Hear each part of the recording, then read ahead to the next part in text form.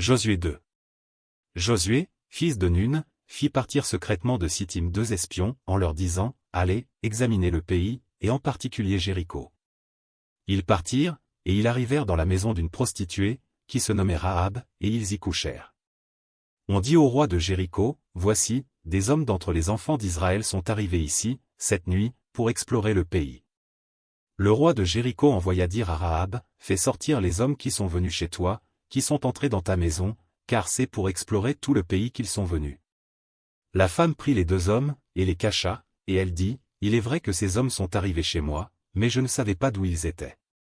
Et, comme la porte a dû se fermer de nuit, ces hommes sont sortis, j'ignore où ils sont allés, hâtez-vous de les poursuivre et vous les atteindrez. » Elle les avait fait monter sur le toit, et les avait cachés sous des tiges de lin, qu'elle avait arrangées sur le toit. Ces gens les poursuivirent par le chemin qui mène au gué du Jourdain, et l'on ferma la porte après qu'ils furent sortis. Avant que les espions se couchassent, Rahab monta vers eux sur le toit.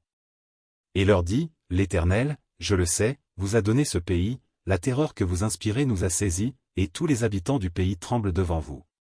Car nous avons appris comment, à votre sortie d'Égypte, l'Éternel a mis à sec devant vous les eaux de la mer Rouge, et comment vous avez traité les 2 rois des Amoréens au-delà du Jourdain, Sion et Ogé, que vous avez dévoués par interdit. Nous l'avons appris, et nous avons perdu courage, et tous nos esprits sont abattus à votre aspect, car c'est l'Éternel, votre Dieu, qui est Dieu en haut dans les cieux et en bas sur la terre. Et maintenant, je vous prie, jurez-moi par l'Éternel que vous aurez pour la maison de mon père la même bonté que j'ai eue pour vous.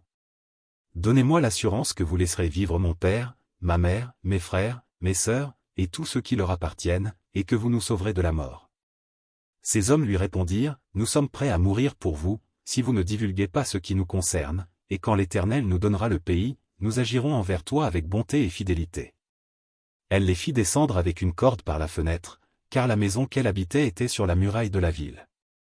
Elle leur dit, « Allez du côté de la montagne, de peur que ceux qui vous poursuivent ne vous rencontrent, cachez-vous là pendant 3 jours, jusqu'à ce qu'ils soient de retour, après cela, vous suivrez votre chemin. » Ces hommes lui dirent, « Voici de quelle manière nous serons quittes du serment que tu nous as fait faire.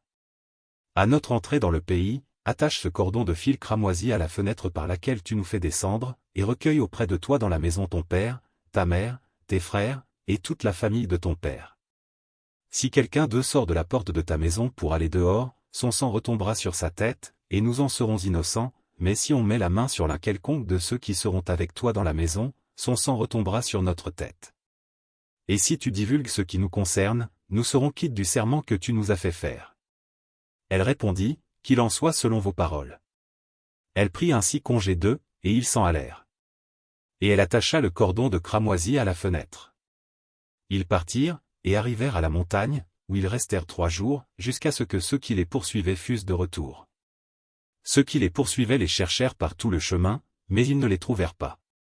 Les 2 hommes s'en retournèrent, descendirent de la montagne, et passèrent le Jourdain.